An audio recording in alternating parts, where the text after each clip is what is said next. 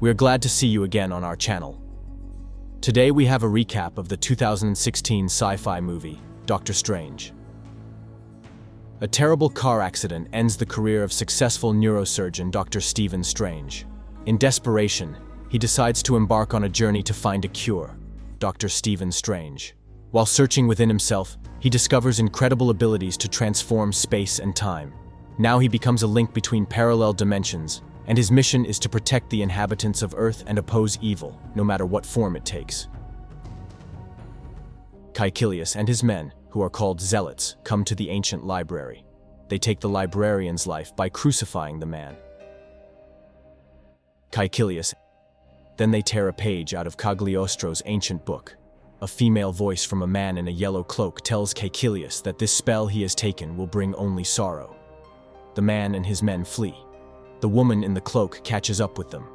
Caecilius calls her a hypocrite. A struggle ensues, in the coda of which Caecilius manages to escape.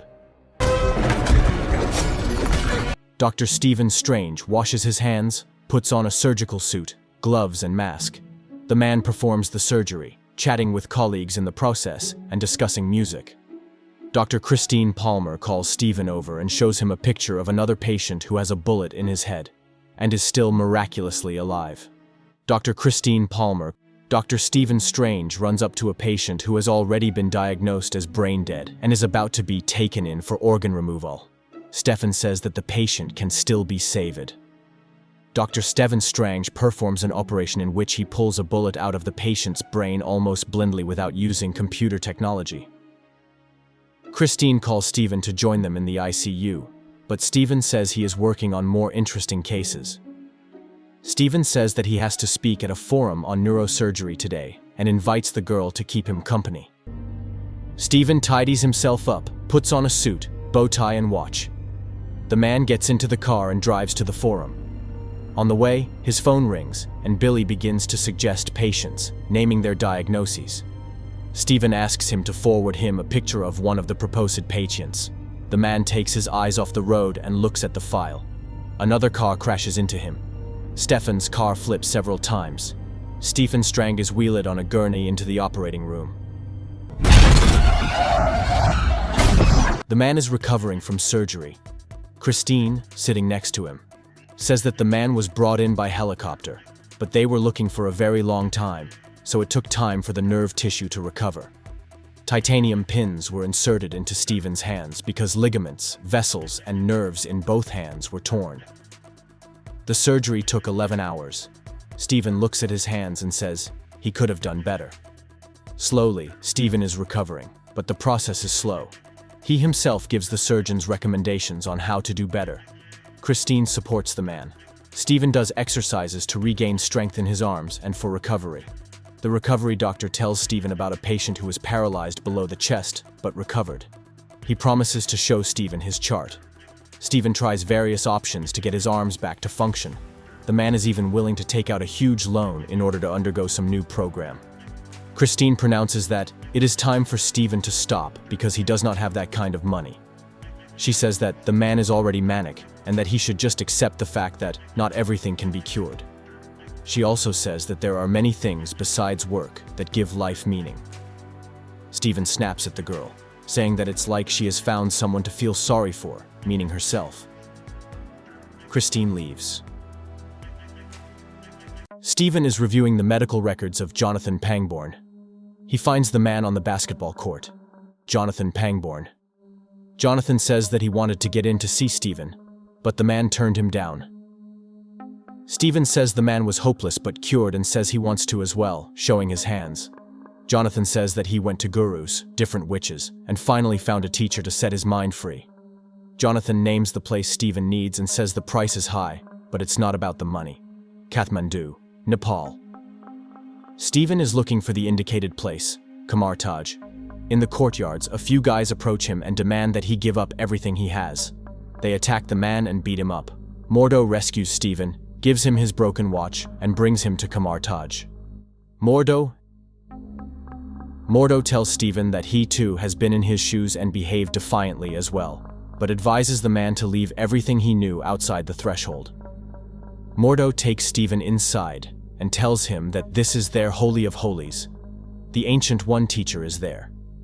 Stephen meets the Ancient One. The Ancient One. The woman immediately tells him that the man has had 7 surgeries.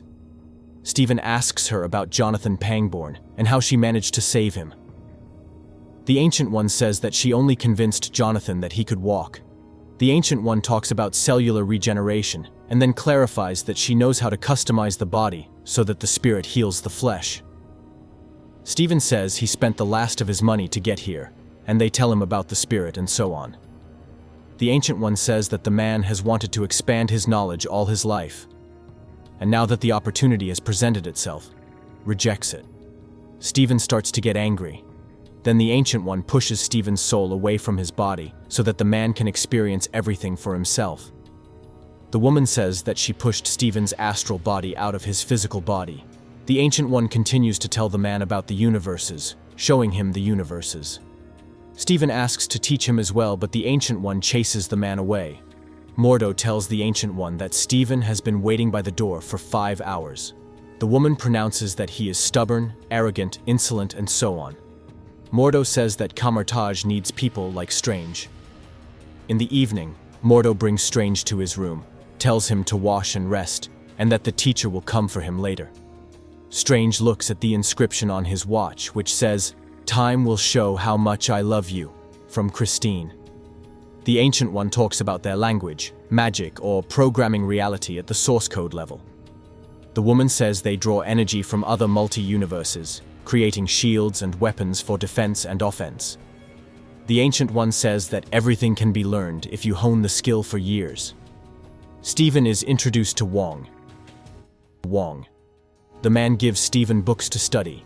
Stephen picks up Cagliostro, a book of time, and notices that it is missing pages. Wong says that Caecilius, a former master, stole the spell from there. Caecilius retrieves the spell and begins to conjure. Stephen is practicing with the other wizards. They tell him that the wizard must be confident in wielding the double ring, which allows him to travel across multiple universes. Stephen fails at this. The Ancient One approaches Stephen and tells him that it's not about the hands at all. The Ancient One says that you have to enter the magic, submit, and then command the current. The Ancient One takes Stephen to some place in the bitter cold and says that the body will freeze quickly, but even sooner there will be shock. She leaves the man, telling him to submit to the magic. Stephen returns to the Ancient One using magic. From then on, Stephen begins to actively use magic. The Ancient One tells Stephen that he once begged to be taught, but now questions every lesson, preferring to learn on his own. The Ancient One says she will show the man a place where it is safe to learn magic. The woman leads Stephen into a mirror dimension. She says that everything that happens there does not affect the real world. Mordo tells Stephen about Caecilius during the training, that he lost everyone he loved, was depressed, and sought answers in mysticism. Mordo talks about artifacts and that wizards transfer magic into them. At night, Stefan practices and tries to make a spell from a book. Mordo and Wong stop the man, saying that this is the way to cause the universe to tear apart. Mordo tells them that the Avengers protect the world from real threats, while the Warlocks guard it on a subtle level. While Mordo, Wong, and Stephen are talking, a bell rings. There is an explosion. Stephen finds himself in New York, in the Second Temple. Caecilius attacks the temple. Stephen and Caecilius begin to fight. During the fight, Stephen summons the Cloak of Levitation. Stephen manages to immobilize Caecilius. Caecilius tells that time has no power over the dimension of darkness, so this world can also survive and people can live forever. Caecilius says that humanity deserves freedom from time, because time is the greatest enemy. Caecilius says that they do not seek to destroy the world, but to save it by giving it to Dormammu, the Lord of the Dark Dimension, which is outside of time, so that he can take over Earth and make humans immortal. Caecilius pronounces that the Ancient One keeps all the real magic for himself, which is why he lives so long. The only thing that prevents dark magic is the 3 temples. Stephen pronounces that Dormammu has made Caecilius a murderer, which means his world is not so good. Caecilius starts laughing and says that Stephen has lost his ring. Stephen is injured, but the cloak saves him while the man is transported to Christine at the hospital. Christine begins to treat Stephen as he separates from his physical body and tells her what to do. He says his life hangs in the balance. Lucian, who was held back by the cloak, also emerges with an astral body and catches up with Stephen. There is a fight between the astral bodies of Stephen and Lucian. Christine makes a discharge. Stephen takes Lucian's life and returns to his physical body in the operating room. While Christine sews up the hero, he tells about how he got to Camartage. Stephen leaves through the portal, leaving Christine to ponder. Just Mordo arrives at the temple and sees that Stephen is alive and that he is wearing the cloak of levitation. The Ancient One approaches the hero as well. Stephen says that Caecilius is gone and that he crumples space as he wishes. The Ancient One pronounces that the Temple of London has fallen, and now only New York and Hong Kong can be a defense against the Dark Dimension. The woman says she wants Stephen to be the new master of the temple. Stephen pronounces that he is a doctor and took an Oetul, but now he has taken a man's life and he doesn't like that. Stephen accuses the Ancient One of lording it over death when it uses magic to prolong life. Mordo asks what this is about and at first doesn't believe it. Stephen says that the woman draws energy from the Dark Dimension and he has seen the ritual. Mordo asks Stephen why he would say such a thing, and that the man doesn't even know what responsibility the Ancient One has. The men argue. Suddenly, the men hear that there is an enemy in the temple.